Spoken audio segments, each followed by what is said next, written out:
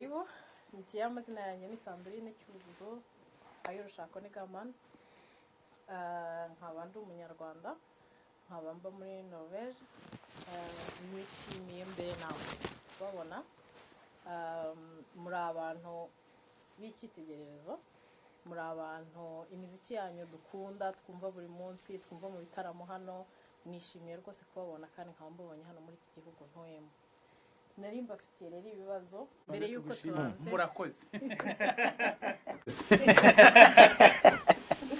mbere yuko ntangira kubaza ibibazo njyamanze mwibwire abantu bakurikiranye interview kuva mu gitondo ndibwira ndivuga na ngi nitwa ndicyogera mu hose ngo mbe ntabaza ngira icyubero mu mihigo nkaba nitwa Massamba Intore ikivugo nta kivugo mfite ariko nitwa Bruce Melodie nanjye ndi umuhanzi ukorera umuziki mu Rwanda nkaba ndi hano muri Norway tubafite igitaramo tukaba tunaboneyeho umwanya wo kuganira namwe kandi murakoze kutwakira kuganira nabyishimiye cyane ariko uyu munsi ndabizi yuko mudashaka ibintu biri seriye cyane ariko ndababaza ibibazo biri seriye kubera ko ndashaka ko abajene bareba iyi video hari ikintu bigamo cyane.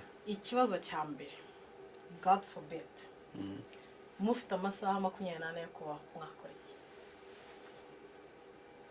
Yo kubaho nyuma y'amasaha 24 tugakora iki? Tugapfa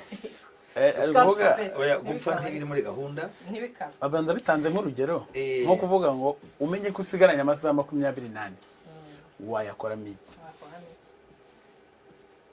Ndayahorana kuko ntabwo icyambere nuko ntazapfa inapfa azagera iki kibiri ariko inganzo yanjye izahoraho reka ubwo nashaka kuvuga insigaranye minota yo gatsindwa 20 amasaha 28 nabanza nkambaza abakurambere banjye ngaterekera nk'abantu nkatumaho data n'abandi bose mu ijuru ngo nibaze maze dukora igitaramo cya nyuma cyiza cyane mfite intwatwa mfite abantu bari indirimba mfite abantu bagatarama amasaha 28 narangiza nkazamuka cyane hejuru uko Bikira Mariya yagiye asanga umuhungu we niko nzagenda kandi nzagenda neza cyane kandi muri 28 nayo kwisi nteguza bari mu ijuru ku munsi naje n'imyitozo nkoze kwisi bari hafi ya Yezu cyangwa ya Mungu barahira kayitsenga twatarama nicyo nzakoresha igitaramo nsezere neza bantaramire barindirimbire ndirimbo bwa nyuma maze nzamuke cyane bandirimba Cyuzuzo hari byiza cyane ngewe ngize ibyago byo kuba nsigaranye amasaha 28 nk'umuntu w'umubyeyi ndumva nayabanana n'umuryango wanjye kuko abafana nabahaye umwanya wanjye wose kandi ndacyafite gahunda yo kubaha ariko menye ko nsigaranye igihe gitoya ndumva nakimarana n'abantu banjye bo hafi wenda kuko nibo bambura cyane mba mu kazi igihe kinini ntindamo cyane ndumva amasaha 28 nyamenye nkabimenya mbere koko nayaha umuryango hanyuma Imana nayo ubwo ikazamo ushobora kubona yarambuze ikaziramo nuko ntabwo numva nagira activity nyinshi kubera ko nabansigaranye igihe gito kandi ntikikabeho oya nabivuze ariko God forbid ariko nta hantu twagihungira byanze bikunze tuzayasigarana ubwo rero dusubiye nyine mu kazi ni akazi mukora gafite akamaro kahe kuri society ariko tuvuye mu muziki kuko umuziki twumvisha ibyawo dusanzwe tuzi akamaro kawo noneho rero hanze yawo hari akandi kazi mukora ako kazi kabaga kamariye iki society muri rusange? Okay, reka mbanze akazi kandi nyuma y'imiziki ndi umutoza w'itorero ry'igihugu akora muri Minisiteri y'Urubyiruko n'Umuco ngo ntoza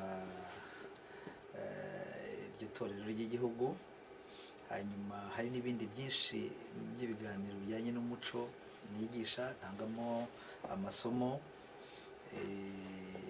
ni ibyo ngibyo. Sinzi gucuruza, sinabishaka, ntibizambeho, nzakomeza ibyo kuzageza muri rya joro bavugaga. Akazi kandi nkora njye ntabwo njya nkavuga ngo mvuze n'ibyo kamaze nabwo ntaba nkavuze, ariko gatandukanye cyane n'umuziki. Ariko urebye akazi navuga ko nkora nyagukora full time n'umuziki.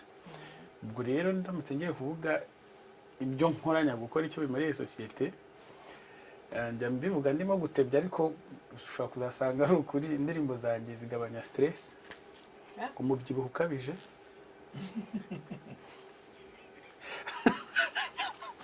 agahinda gakabije.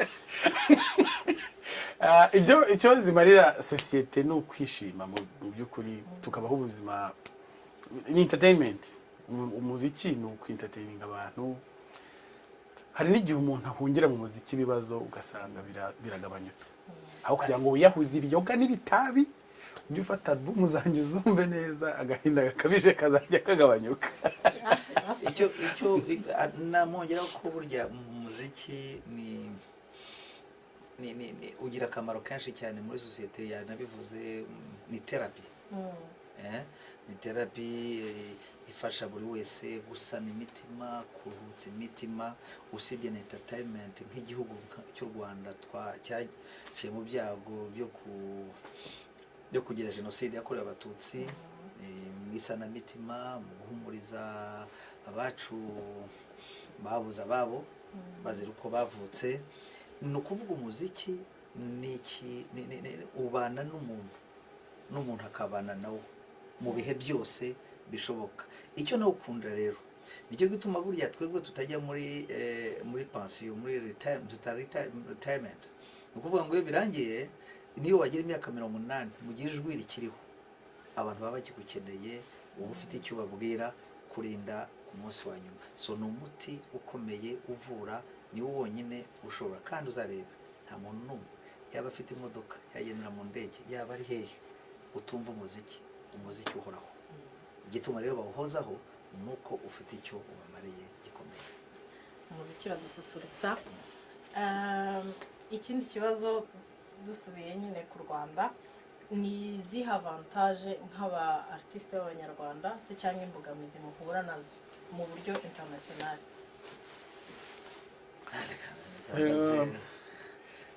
Ibyinshi ni byiza, kuko imbogamizi ziri mu muziki wa Afurika zenda gusa byinshi. Nkatwe nk'abanyarwanda, urumva dufite byose. Igitaramo ntabwo gishobora kuba nta mutekano uhari, dufite umutekano. Igitaramo ntabwo gishobora kuba kidafite aho kibera, dufite Kigali Arena, dufite Kwirebero, dufite byose. Dufite amashuri yigisha imiziki, dufite byose. Ni ukuvuga ngo ibyinshi ni byiza, biratworera gukora umuziki kuko turi mu gihugu kitworohereza.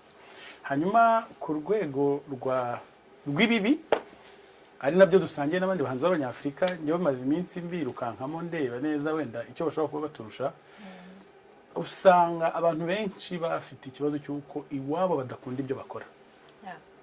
Agaciro kagahabwa abanyamahanga cyane kurusha abanyagihugu. Nari nzi ko bibi iwacu gusa, ariko n'ahandi barabigira. Rero nibaza ko ari iterambere, ahubwo naho ba miseke twaraharwanye, kuko byigeze kugera igihe nta industry baho, nta industry y'umuziki baho. Igihe aba papa bari barimo gukora imiziki kera tukiri abana, nibo bagiye babigarura gahoro gahoro, kugeza ubu tukaba tugeze ku rwego rwo kwenda kujya kuri ritime imwe n'ibindi bihugu. Rero navuga ko ibyinshi ari byiza, ibibi ntabyo. Njyewe nifuza kuzababona ku rwego international mugahitinga the top 5, top 50 kuri Spotify International. Nizere ko wenda mushaka kuba mwebwe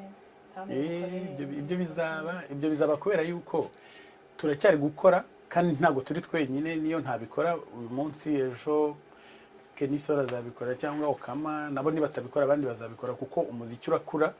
Ubu ngubu tuvuge ko Massamba we na Makuza baharuye inzira, noneho nanjye nkakomerezaho.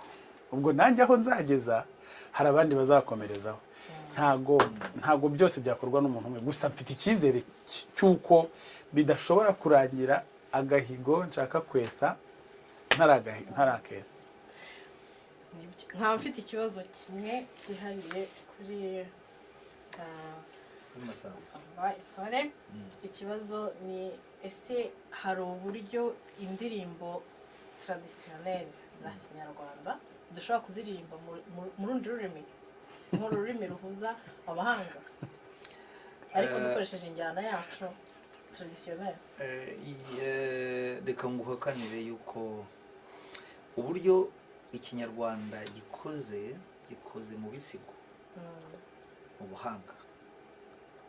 Ibyo bisigo rero uko kiremye, uko cyanditse, ibishize byarageragejwe, ibishize mu rundi rurimi bita sens, bita n'injyana.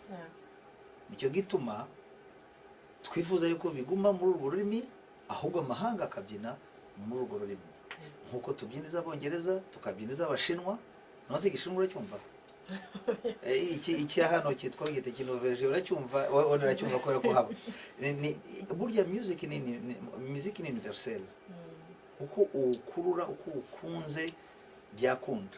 Ahubwo icyo nakubwira, kubera ko dufite ibisigo byiza, dufite n'inganzo nziza, reka tuyiririmbe muri urwo rurimi rwacu rwiza, ahubwo hasi wenda ibyo bita sous-titrage tubishyiremo muri izo ndimi, bakurikire ariko bafite subtitles. Ikindi nakongeraho mwunganiye, buriya mu bigize umuco ururimi rurabanza. Iyo no mu ndirimbo y'igihugu, indirimbo yubahiriza igihugu, harimo umurongo uvuga ko ururimi rwacu ari rwo ruduhuza. Ni ukuvuga ngo uhinduye ururimi waba watangiye no kwinjirira umuco, waba watangiye guhindura n'umuco.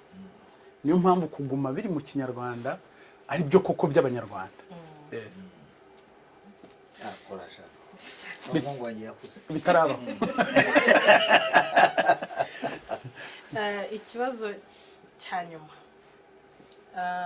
muramutse musubiye inyuma uyu munsi ukabyuka ugasanga wageze imyaka 12, yewe wakora iki?